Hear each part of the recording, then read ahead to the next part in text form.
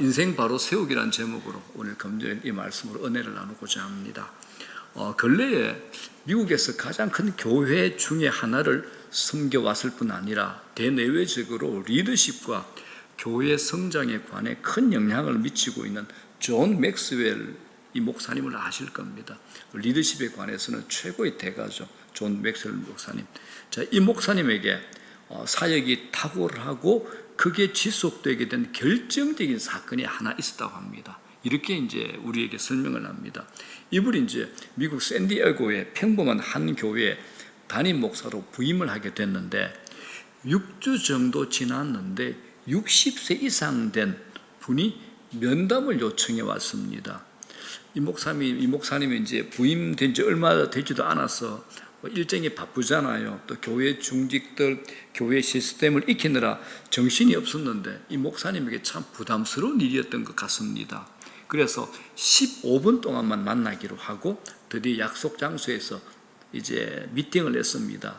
그런데 면담을 요청해온 이 노인 성도가 이렇게 고백하는 겁니다. 자신이 예전에 한 선교 단체에서 제자 훈련 간사로 섬겼던 적이 있는데 하나님께서 목사님을 위해서 기도해 주라 이런 영적 부담감을 자기에게 계속 줬다고 합니다.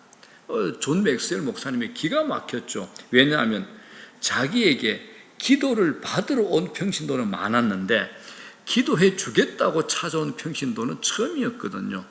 그래서 이럴 때 어떻게 해야 될지 몰라 당황스러웠습니다. 그런데 목사님 마음에 성령께서 주시는 음성이 있었습니다. 이건 내가 한 일이야. 잠잠히 기다리기만 하라. 이런 음성을 주시더랍니다. 그래서 이 목사님께서 나이가 많으신 이 노인 성도가 하는 그대로 고개를 숙이고 함께 기도하기 시작했습니다. 신기한 일이 생긴 거예요. 이 노인분이 기도하는 중에 이 존 맥스웰 목사님의 마음에 있던 무거운 짐들이 하나씩 다 벗겨지고 마음에 갈피를 잡지 못했던 부분들이 정리가 되고 내가 이 교회에서 어떻게 목회를 해야 되겠다는 목회의 핵심과 본질이 이제 마음에 정리가 되었고 또 기쁨과 자유함이 막 생기더랍니다. 이 기도가 한 15분 넘게 계속 진행이 됐던 거예요. 이 경험으로 존 맥스웰 목사님은 큰 것을 깨닫게 되었습니다. 남들을 기도해 주기에 앞서 담임 목회자로서 교회의 사역과 자신의 삶 그리고 가정을 위해 성도들의 기도를 받는 것이 얼마나 필요한지를 절감하게 되었다라고 이제 고백을 했습니다. 그리고 나서 교회 사역을 위한 기도 후원자를 모집을 했습니다. 처음에 교인들은 그저 담임 목사의 요청으로만 알고 한 30명 정도가 모였대요. 그런데 함께 기도하면서 놀라운 일이 생겨난 겁니다. 불과 몇 년 만에 수천 명의 사람들이 새롭게 예수를 믿겠다라고 결신을 하게 된 겁니다. 기도하는 사람들의 삶에 기적 같은 일들이 계속 일어나더랍니다. 자, 이렇게 하나님의 살아계심과 임재하심을 체험할 때 단순히 기도의 사역에 참여하는 정도가 아니라 기도의 용사로 다들 변하더라는 것을 존 맥스웰 목사님이 고백을 했습니다. 어느 목회자인들 그러지 않겠습니까만은 저는 유난히 기도는 많이 강조를 해왔던 것 같습니다. 그 이유는 이제 제가 40대에 기도에 대해서 깊은 고민을 했습니다. 과연 기도가 무엇인가? 내 기도에 하나님은 응답하시는가라는 거죠. 기도에 관한 수많은 본문과 사건들을 접하면서 하나님께 흘러넘치는 기도를 하게 해달라고 제가 참 많이 기도를 했던 것 같습니다. 지금도 생생합니다. 그때 드렸던 기도 제가 많이 응답을 받았던 것 같습니다. 그래서 저는 기도에 대해서는 확신을 가지고 말씀을 드리는 겁니다. 제가 아침마다 카톡에 말씀 올릴 때 정해져 있잖아요. 금요 기도회가 있기 때문에 금요일은 반드시 기도에 관한 말씀을 올리고 월요일도 대부분 기도, 토요일은 주일 전이기 때문에 예배에 관한 말씀을 올리죠. 제가 정해져 있잖아요, 패턴이. 자, 사람에게는 누구나 맡은 일에 대해서 잘하고 싶은 욕구가 있을 겁니다. 아버지로서, 어머니로서, 직장일이나 사업, 교회에서 맡은 직분을 성공적으로 감당하고 싶은 마음이 누구에게나 있을 겁니다. 뿐만 아니라 한 번밖에 없는 내게 주어진 이 시간, 이 인생 귀하고 아름답게 살고 싶어 합니다. 그런데 마음처럼 누구나 그렇게 사는 것은 아니더라는 겁니다.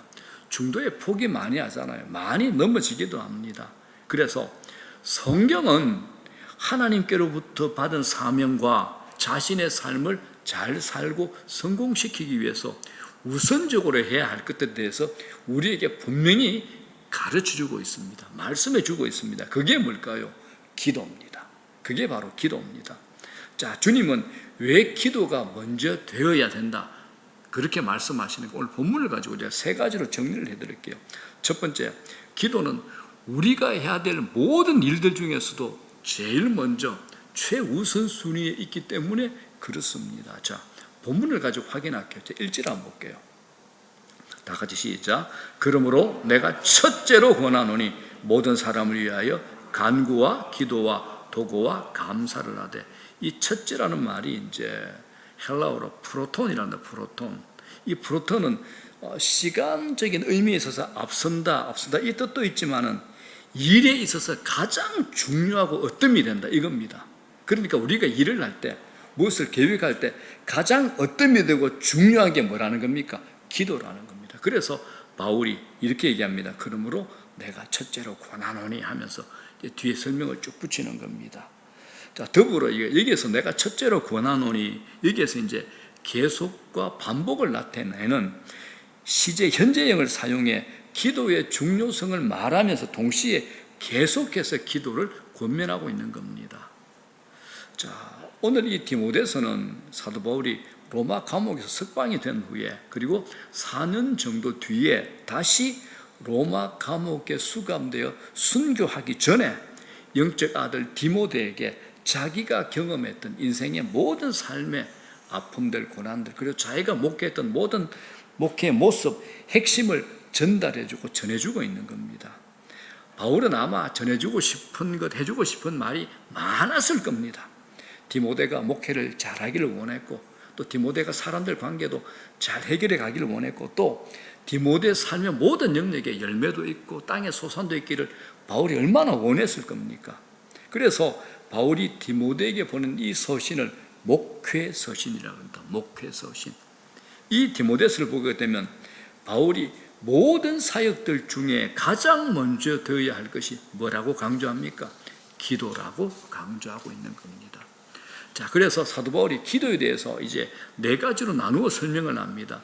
비슷한데 각각의 차이점을 보이면서 언제 어떻게 기도해야 되는지 우리에게 설명합니다. 자, 이렇게 되죠. 1절에 그러므로 내가 첫째로 권하노니 모든 사람을 위하여 뭐요? 간구 두 번째, 기도 세 번째, 도구 네 번째, 감사, 이렇게 설명을 합니다. 자, 그럼 이걸 한번 구분해 볼게요. 간구가 뭡니까?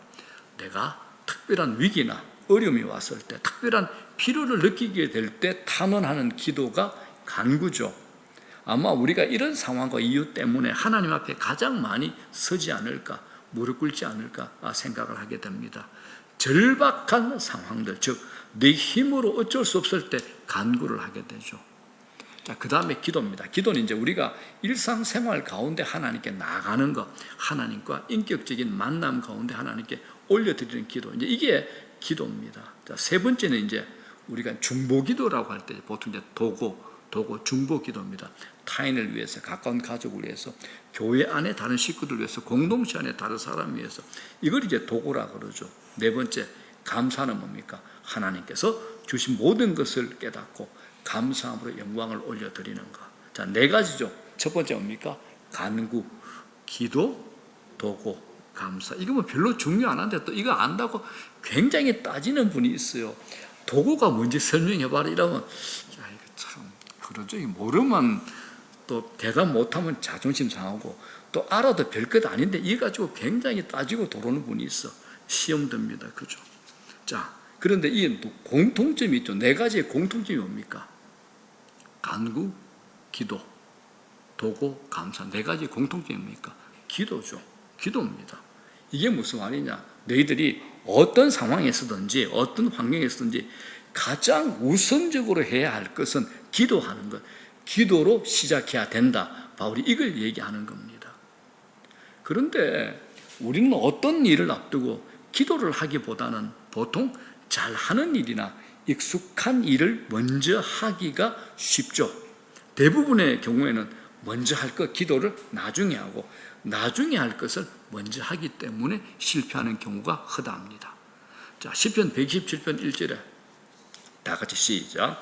여호와께서 성을 지키지 아니하시면 파수꾼의 경성함이 헛사로다. 자, 밤새 수고하고 노력하는 파수꾼의 경성함, 이게 뭐냐면 밤새 잠 안 자고 지키는 보초에, 파수꾼 보초에 깨어 있음이, 아무리 네가 깨어 있어도 하나님께서 함께 지키지 않으면 헛사가 된다, 이겁니다. 이게 무슨 말이냐? 우리가 아무리 잘해도 하나님께 먼저 맡기지 않는다면 내 모든 노력과 수고는 헛것이 될 것이다, 이 이야기입니다. 이건 하나님 믿지 않는 백성들에게는 상관이 없는 얘기입니다. 그러나 하나님 믿는 우리들에게는 하나님께서 특별하게 우리에게 제일 좋은 무기를 준 게 뭡니까? 기도라는 겁니다. 하나님께서 너희들이 이걸 사용해라 라는 겁니다. 어떤 상황과 환경이 있다 하더라도 하나님께 먼저 아뢰고 시작하는 것, 그래서 이 기도가 일을 아름답게 맺고 결과를 낳는 요소가 된다라는 겁니다.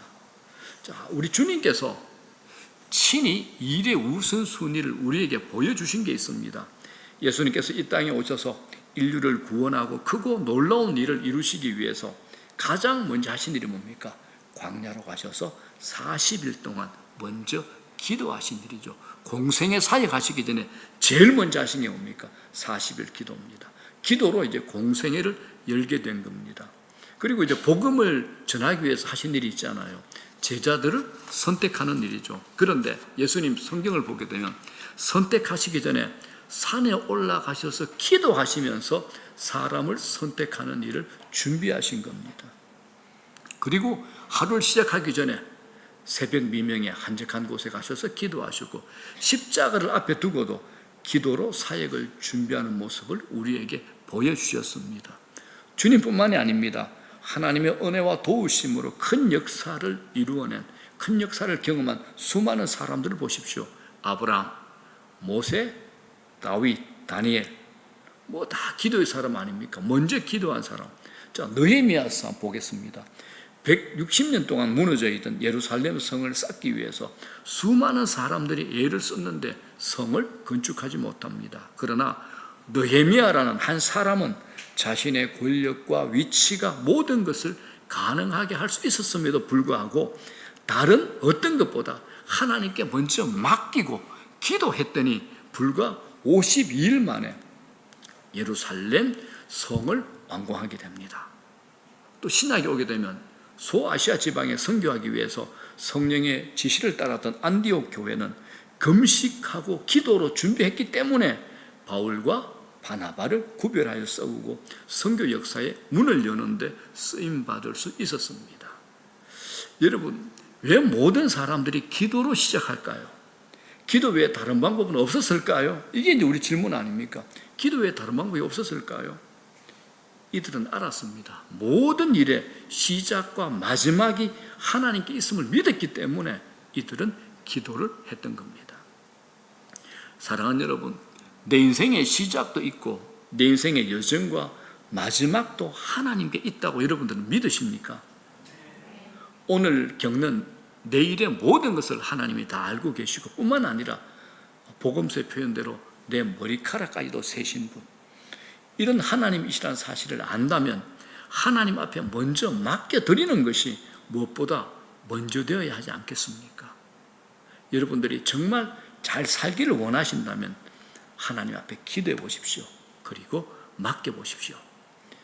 우리가 정말 변화되고 우리 인생이 영광스럽고 뚜렷한 목적이 있고 세상 사람들이 이해할 수 없는 복을 받기를 원한다면 그 길은 오직 한 길입니다. 하나님께 있습니다. 하나님께 있습니다. 그래서 중요한 게 뭐냐? 기도입니다. 기도. 자, 기도로 시작하는 것, 바로 이것이 하나님을 신뢰하는 우리가 해야 될 가장 최우선순위가 아니겠습니까? 형식적인 기도 아닙니다. 진실로 하나님의 살아계심을 믿는 기도를 드릴 때 주님은 우리의 주인이 되시고 끝까지 우리를 인도해 주실 겁니다. 자, 여러분들에게 묻고 싶습니다. 여러분들은 기도할 때 여러분들의 마음을 몇 % 집중해서 하나님께 기도하시나요? 시간을 묻는 거 아닙니다. 여러분들이 기도하실 때 여러분들의 마음을 몇 퍼센트 하나님께 올려드립니까? 어떤 것 같습니까, 여러분들? 우리가 기도하면서 얼마든지 딴 생각할 수 있습니다. 기도하면서 가스 불 끄고, 기도하면서 카드 맞고, 기도하면서 친정엄마하고 통화하고, 기도하면서 아이들 학교 선생님 만나고, 기도하면서 온갖 하루 스케줄 다 정리하고 하잖아요.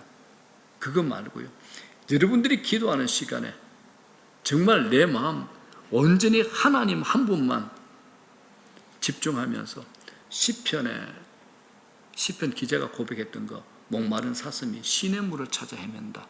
이게 이제 팔레스타인 땅의 사슴들은 가을에 짝짓기를 한답니다. 그런데 물이 없으면 사슴들은 혀가 굉장히 얇답니다. 그래서 이 혀가 천정에 닿는데요. 근데 물이 없으면 이제 죽죠. 그래서 물을 못 찾을 때 어떻게 되냐 그러면 땅바닥을 앞발로 막 이렇게 파내다가 눈이 가득 뒤집어지면서 그 자리에서 죽는답니다. 사슴이 그렇답니다. 물이 없으면 죽음이죠. 그래서 시편 기자가 뭐라 그럽니까? 내가 목마른 사슴이 시냇물을 찾듯이 그 목마름으로 내가 하나님을 갈망한다, 갈증한다. 그런 기도를 여러분들이 하시냐, 내가 이걸 묻고 싶은 겁니다. 어떻습니까, 여러분들? 기도의 자리, 기도의 시간, 기도의 모습들, 기도의 태도 말입니다. 시간 때우는 거 말고요, 뭐 안 하는 것보다는 앉아있는 게 훨씬 낫습니다. 그러나 내 기도가 정말 목마름으로, 갈증으로, 갈망음으로 하나님을 찾고 있는 그 기도인가라는 것은, 여러분, 이건 내 신앙의 연수와 상관없이, 내 직위와 상관없이 우리 모두가 회개하고 점검해 봐야 될 그런 자세입니다. 정말 기도할 때는 초집중하셔서 기도하셔야 됩니다. 주님이 내 앞에 계시다. 주님 내게 은혜 안 주시면 안 됩니다. 나는 주님 없이는 못 삽니다. 내 영혼이 주님 없이는, 그 은혜 없이는 나는 살 수 없습니다. 주님 내 기도 들으십시오. 이런 목마름과 갈증을 가지고 기도하셔야 됩니다. 자, 말씀을 계속 정리합니다. 자, 두 번째, 이제 우리가 기도해야 되는 이유. 다 같이 시작. 예수님이 직접 보이신 중요한 사역이면서 동시에 우리도 감당하기를 원하고 계시기 때문입니다. 그렇습니다. 특별히 이 중보 기도는요, 예수님의 고유 사역입니다. 자, 5절 한번 볼게요. 다 같이 시작. 하나님은 한 분이시요 또 하나님과 사람 사이의 중보도 한 분이시니 곧 사람이신 그리스도 예수라. 예수님께서 우리 죄를 위하여 십자가에 못 박혀 죽으심으로 하나님과 인간 사이에 참된 중보자가 되신 겁니다. 자, 로마서 8장 34절에도 똑같은 말씀이죠. 누가 정죄하리요? 죽으실 뿐 아니라 다시 살아나신 이는 그리스도 예수시니 그는 하나님 우편에 계신 자요 우리를 위하여 간구하는 자시니라. 중보 기도하시는 분이죠. 주님은 부활 성천하신 후에 하나님 우편에 계셔서 지금 우리를 위하여 중보 기도하고 계시는 겁니다. 중보자이신 예수님은 놀라운 중보 사역에 우리를 초청하는 겁니다. 너희들도 이 자리에 함께 와라. 나하고 함께 이 세상을 위해서 중보 기도하자라는 겁니다. 베드로전서 2장 9절을 보게 되면 우리 그리스도인의 특권을 나열하는 것 중에 이런 표시가 있습니다. 너희는 왕같은 제사장들이라. 들어보셨죠? 그죠? 그리스도인들을 향해서 왕같은 제사장이랍니다. 자, 제사장이 뭡니까? 중재자죠. 중보자죠. 백성과 하나님 사이에서 백성들의 죄를 대신해서 기도해 주는 사람들이 제사장입니다. 다른 말로 하면 기도함으로 백성을 다스리는 사람, 이게 이제 제사장들입니다. 그래서 주님께서는 우리들, 성도들, 즉 예수 그리스도를 구세주로 믿는 백성들의 기도와 더불어 이 땅을 다스려 가시길 원합니다. 아시겠습니까, 여러분? 왜 우리가 중보 기도해야 되는지. 주님께서 우리를 통해서 이 땅을 다스려 가기를 원한 겁니다. 우리의 머리를요, 우리의 기도를 통해서 이 땅을 다스려 가는 겁니다. 우리가 나라를 위해서 기도하는 것 정말 중요합니다. 한 영혼 위해서 기도하는 것 정말 중요합니다. 하나님 나라에 관련된 거 아니겠습니까? 우리가 위정자를 위해서 기도하는 건 내가 뭐 밉든 곱든 위정자를 위해서 기도하는 것 정말 중요한 겁니다. 주님께서 하나님 나라, 하나님 사역을 위해서 우리와 함께 하시기를 원하는 겁니다. 이 자리로 우리를 초청한 겁니다. 중동 지방 팔레스타인 지역의 왕의 자리는 한 사람만 앉도록 되어 있는 게 아니라 여러 명이 앉을 수 있는 긴 의자입니다. 특별히 공로를 세운 자는 의자에 왕과 함께 앉아서 왕의 영광과 권세를 경험할 수 있다고 합니다. 오늘 우리도 기도를 통해서 왕 대신 예수님의 사역, 왕 대신 예수님의 사역에 동참할 수 있습니다. 하나님은 우리의 기도를 들으시고 마음도 바꾸십니다. 새로운 역사를 일으키기도 하죠. 다니엘의 기도를 들으시고 비전과 앞으로 될 일들을 다니엘에게 말씀하셨잖아요. 엘리야의 기도를 들으시고 3년 6개월 동안 비가 내리지 않던 땅에 비를 내리셨습니다. 그렇기 때문에 기도하는 사람이 없다는 사실에 대해서 하나님은 무척 가슴 아프게 생각합니다. 이거는 성경 곳곳에 나옵니다. 자, 대표적으로 에스겔서 22장. 자, 뭐라 그럽니까? 이 땅을 위해서 하나님께서 성을 쌓고 성 무너진 데를 막고 나로 멸하지 못하게 할 사람을 내가 그 가운데서 찾다가 얻지 못한 거로, 그 가운데서 찾다가 얻지 못한 거로. 어떤 사람입니까? 기도하는 사람을 찾다가 얻지 못했던 겁니다. 내가 내 분으로 그 위에 쏟은다. 내 진노의 불로 멸하게 된다. 그 행위대로 그 사람의 머리에 보응했다. 나 주 여호와의 말이니라. 하나님이 이렇게 안타깝게 기도하는 사람을 찾으시는 겁니다. 오늘도 여러분 이 세상 죄로 무너져 가잖아요. 우리 교회, 우리 가정, 우리 사업장 일대 직장 보면서 또 우리 자녀들을 보면서 하나님, 이 세상에 멸망받아 마땅하지만 불쌍히 여겨 주십시오. 내 자녀를 불쌍히 여겨 주십시오. 이 민족을 불쌍히 여겨 주십시오. 우리 교회를 불쌍히 여겨 주십시오. 내 가정을 불쌍히 여겨 주십시오. 붙들고 기도할 사람을 하나님이 찾으십니다. 하나님이 찾으신다라는 겁니다. 지금도 무너져가는 가정 많잖아요. 오죽하면 아이를 등에 업고 아파트, 고층에서 뛰어내리는 엄마, 자녀를 먼저 내던지고 목숨을 던지는 부모, 불질러 놓고 같이 죽자는 가족, 많은 사람들이 죽음을 향해 가고 있는 거 보고 있지 않습니까?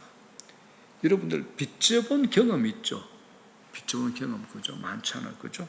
또 죽음을 생각해 본 적도 있지 않겠습니까?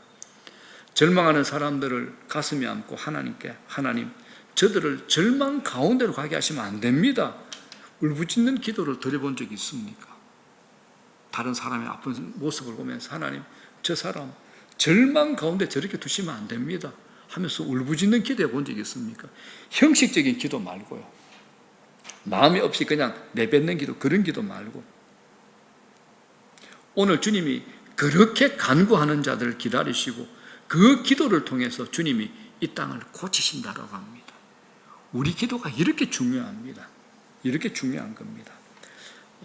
기도에 관한 책 중에 이제 고전처럼 읽혀지는 책이 하나 있는데 25년간 인도 선교사를 지냈고 동양 선교 회장을 역임한 웨슬리 듀엘 박사님이 쓴 기도로 세계를 움직이는 이 책이 있습니다. 생명의 말씀사에서 나오는 책인데 여기에 이제 유명한 간증이 나옵니다.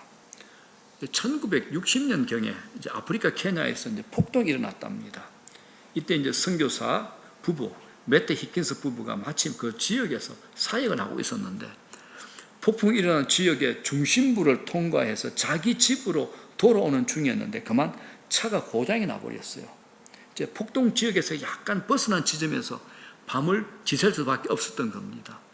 당시 폭동이 난 그 지역에서 선교사들이 살해가 많이 돼서 시체가 토막나는 사건이 막 여기저기서 일어났답니다. 때문에 이 선교사 부부가 두려운 마음으로 벌벌 떨면서 밤을 지샜답니다.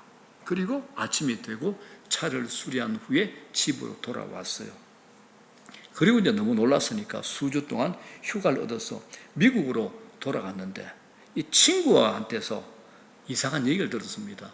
무슨 최근에 위험한 일이 없었냐라고 친구가 물어보더랍니다. 왜냐하면 이 친구는 아프리카 케냐에서 폭동이 났던 그날 밤 자기도 모르는데 마음에 이 선교사 가족을 위해서 기도해야 되겠다 그런 마음이 들더랍니다. 막 영적 부담이 막 찾아오는데 그게 느껴져가지고 자다가 말고 친구들을 불러 모았는데 몇 명? 16명을 불러 모았어요. 그래서 부담감이 없어질 때까지 함께 기도했답니다. 그냥 기도한 게 아니라 언제까지요? 부담감이 없어질 때까지입니다. 여러분, 중보기도 이렇게 하는 겁니다. 어떤 분들이 기도 제목 막 올리면 여러분들 기도합니다. 멘트는 좋은데 기도하셔야 됩니다. 그리고 여러분들 마음에 와닿을 때는 부담감이 사라질 때까지 기도하셔야 됩니다. 그랬더니 이제 그때 선교사님이 휴가를 떠나기 하루 전날 지역교회 목사 한 분이 방문해서 해주었던 이야기가 생각이 났던 거예요. 그 중에 이제 어떤 한 친구가 있었는데 지금은 하나님께 돌아왔는데 그 당시에는 폭동의 주동자였던 한 형제가 자기가 3명의 친구들을 데리고 이제 칼을 들고 선교사 가족을 죽이려고 접근을 했답니다. 그런데 그때 16명의 장정이 칼을 들고 지키고 있어서 돌아갔다는 얘기를 하는 겁니다. 16명의 장정이 칼을 들고 지키고 있었다고. 그때 선교사님 목사님께 물었죠. 16명이라고요?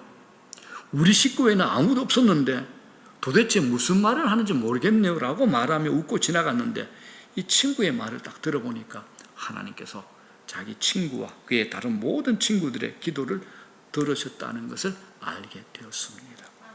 그 일로 지키시고 보호하시는 하나님을 찬양하며 선교사에게 더욱 최선을 다했다는 보고가 있습니다.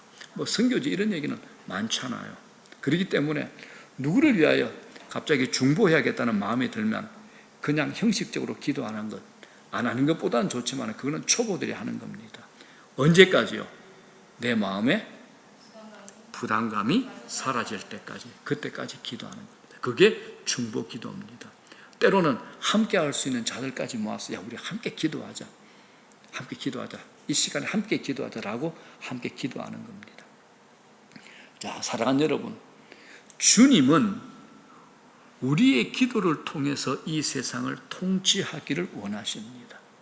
우리의 기도를 통해서 하나님 나라를 확정해 가시고 확장해 가시고 우리를 통해서 이 세상에 하나님 나라의 아름다운 모습들을 만들어 가기를 원하시는 겁니다.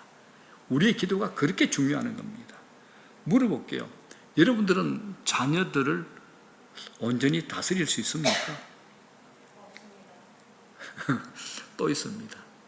아내와 남편을 다스릴 수 있었습니까? 어렵죠, 그죠? 제일 앞에 있는 분이 제일 얘기 잘한다. 감사합니다. 자, 우리 민족, 우리 이 세상을 우리가 원하는 대로 다스릴 수 있습니까? 답은 이겁니다. 나는 할 수 없습니다. 그러나 하나님은 하실 수 있습니다. 그래서 우리가 기도하는 겁니다. 기도만이 하나님 나라에 동참할 수 있습니다. 기도로 다스려갈 수 있습니다. 잘못된 것을 바로잡을 수 있고 바로잡고 고칠 수 있다는 겁니다. 자, 이제 3번째입니다. 자, 기도해야 하는 이유. 자, 첫 번째가 뭐죠? 우리가 해야 될 모든 일 중에서 최우선 순위에 있기 때문에 2번째, 예수님이 직접 보이신 중요한 사역입니다. 그리고 동시에 우리도 감당하기를 원하고 계시기 때문에 우리의 기도를 통해서 주님께서 이 세상을 통치하고 다스리기를 원하시기 때문에 3번째가 뭡니까? 축복이 기도의 사역 속에 담겨 있기 때문입니다. 축복이 기도의 사역에 담겨 있습니다. 자, 2절 말씀을 봅시다. 시작. 임금들과 높은 지위에 있는 모든 사람을 위하여 하라. 이는 우리가 모든 경건과 단정한 중에 고요하고 평안한 생활을 하려 함이니라. 자, 인간은 누구나 복된 인생을 살기 원합니다. 물질뿐만 아니죠. 영적인 복도 반드시 받으셔야 됩니다. 이게 먼저죠. 그래서 기도할 이유에 대해서 강조하는 고요함과 평안함, 이 단어에 주목해 보십시오. 고요함이 뭡니까? 환경에 관한 겁니다. 나를 둘러싸고 있는 질서나 환경이 고요하고 어려움이 없어야 삶이 복되다라고 말할 수 있습니다. 집안에 우환이 있고 아프거나 괴로운 일을 겪는 사람을 보고 행복하다라고 말할 수 없을 겁니다. 외부 환경이 아무리 풍요하고 고요하다 해도 내 마음에 기쁨이 없으면 행복하다고 할 수 없습니다.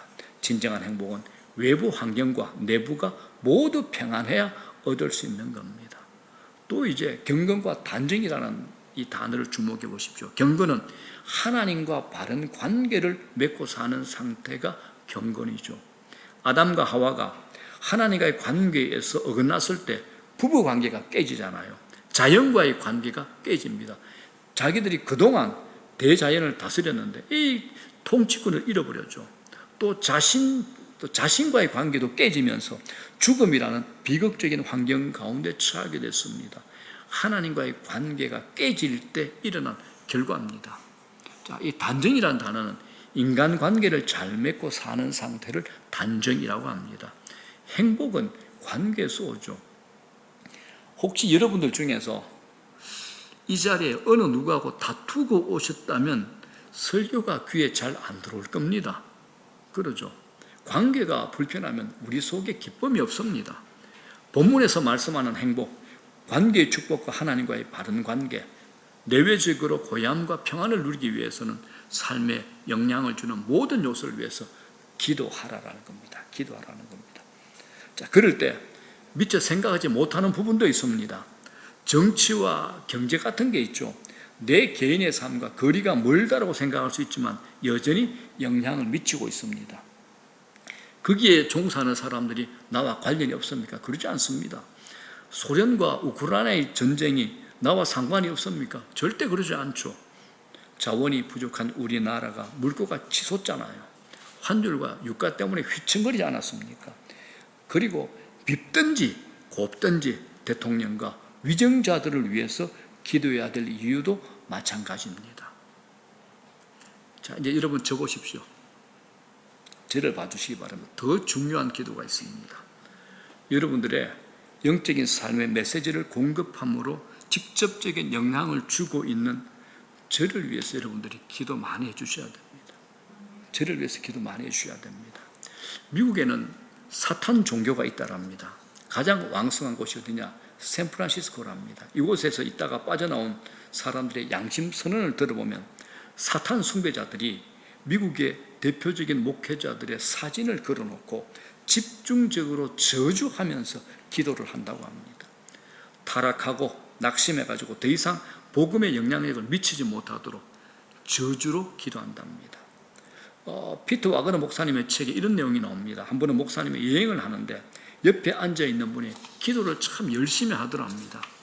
근데 그 기도가 여러분들 그 은혜로운 기도, 성령이 충만한 기도는 옆에 가면 참 부드럽고 따뜻하잖아요. 그런데 이 기도가 굉장히 불편하더랍니다. 그래서 물어봐야죠. 그래서 어느 교파냐고 물어봤더니 그 사람이 하는 얘기가 자기는 사탄 교파라고 하더랍니다. 자기가 사는 뉴 잉글랜드 지방에 5교회를 놓고 집중적으로 기도하고 있다는 겁니다. 5교회의 목사 가정이 무너지기를 기도하고 있는데 지금 2교회가 기도대로 무너졌고 아직 3가정이 남아있는데 이 3가정을 붙들고 빨리 무너져라고 날마다 저주로 기도하고 있다랍니다. 그래서 이 목사님, 피터 와그너 목사님이 섬뜩한 느낌이 들었다라고 얘기합니다. 복음의 영향력이 미치지 못하도록 효율적으로 기도하는 방법은 주위의 종들 있잖아요. 뭐 저뿐만입니까? 저희 교회 목사님들 저 말고 3분 더 있잖아요. 사모도 있고 많잖아요. 영적인 지도자들의 가정과 삶의 약한 부분을 공격하는 것, 이걸 사탄이 알고 있는 겁니다. 아마 여러분, 사탄이 여러분들을 공격한다면 여러분 속에 가장 약한 부분을 공격할 겁니다. 누가 이성에 약하면 사탄은 항상 이성을 공격합니다. 술에 약하면요, 술로 공격하죠. 폭력으로, 분노에 약하면 하나님께서 그 부분을, 하나님이 아니죠, 사탄이 그 부분을 공격할 겁니다. 자존심 건드리고 못 참는 분 있잖아요. 그러면 사탄 마귀는 항상 그 길을 건드립니다. 가장 약한 부분을 집중적으로 공격할 것을 알게 되었다면 우리 또한 집중적으로 그 부분을 붙들고 기도해야 되는 겁니다. 우리 신앙 역사는 내 경험 아닙니다. 내 신앙생활 한 연륜 아닙니다. 역사와 전통으로 써가는 거 아닙니다. 기도로 써가는 겁니다. 내 신앙의 역사는 기도로 써가는 겁니다. 사도행전이 있잖아요. 인간 지식의 역사 아닙니다. 전통의 역사나 직분의 역사도 아닙니다. 사도행전은 기도의 역사하고 성령의 역사입니다. 언제나 여러분 우리 모두가 기도의 자리로 먼저 가셔야 됩니다. 세상의 자리에서 일어나서 다시 기도하는 자리로 가셔서 모든 일을 풀어가시기를 축복합니다. 이제 결론적으로 유명한 인도 선교사 선다싱의 얘기로 이제 말씀을 정리하려고 합니다. 인도에 이제 선다싱이라는 선교사가 있었습니다. 선다싱 선교사가 어느 불교 수도승과 함께 추운 히말라야 산을 걷고 있었습니다. 동행인 불교성이 선다싱에게 해가 지기 전에 목적지에 도착하지 못하면 우리 얼어 죽을 것입니다 라고 경고를 합니다. 이야기를 이제 서로 나누면서 계곡을 지나고 있는데 사람 신음소리가 들렸던 겁니다. 한 사람이 계곡에 굴러 떨어져 크게 상처를 입고 쓰러져 있었습니다. 동행한 이 불교성이 선다싱에게 말합니다. 구해주지 마시오. 그 사람의 운명은 하늘이 정해놨으니까 우리가 관여할 바가 아니요. 자칫하다 우리도 죽습니다. 빨리 갑시다. 그런데 선다싱은 이렇게 대답을 합니다. 하나님이 나를 이곳에 보내신 이유는 저 사람 때문이 아니겠소. 나는 그를 버려둘 수 없어 라고 얘기를 합니다. 불교 수도성 동행인은 혼자 갈 길을 재촉해서 손살같이 사라져 버렸습니다. 그러나 선다싱은 계곡에 내려가서 다리가 부러진 나그네를 업고 올라옵니다. 무거운 나그네를 업고 겨우 목적지 수도원 가까이 이르는데 무엇인가 묵직한 것에 걸려 넘어질 뻔한 거죠. 바로 혼자 수도원으로 먼저 길을 떠난 불교 수도성이 있는데 죽어 있었습니다. 수년 후에 선다싱에게 많은 제자들이 생겼습니다. 어느 날 제자들이 선다싱에게 묻습니다. 선생님, 무엇이 인생에 가장 어려운 겁니까? 했더니 선다싱이 조용히 묵상하다가 이런 답변을 합니다. 가장 어려운 일이라고 하는 것은 아무런 짐이 없는 거지. 가장 어려운 일이라고 하는 것은 아무런 짐이 없는 거지. 이런 대답을 했습니다. 그렇습니다, 여러분들. 아무 짐이 없는 것이 행복한 것이라고 생각하기 쉽습니다. 짐 없이 갔던 불교 수도성은 결국 죽고 말았지만 무거운 짐을 지고 갔던 선다싱은 죽은 줄 알았지만 짐 때문에 살 수 있었습니다. 여러분, 기도의 짐. 기도는 짐입니다. 쉽지 않잖아요, 여러분. 기도 참 무거운 짐입니다. 쉽지 않습니다. 이게 여러분 제일 복된 길이라는 거 믿으십니까? 그러면 여러분은 회피하시면 안 되는 겁니다. 입으로만 하는 거 아닙니다. 기도하셔야 되는 겁니다. 기도의 자리로 초청하시는 주님의 음성 앞에 우리 교회가 또 우리 가정이 또 우리가 우리 자녀들이 우리의 미래 또 이 민족들의 미래 모든 것을 기도로 열어가는 우리 교회 공동체 또 여러분 되시기를 주의 이름으로 축복합니다.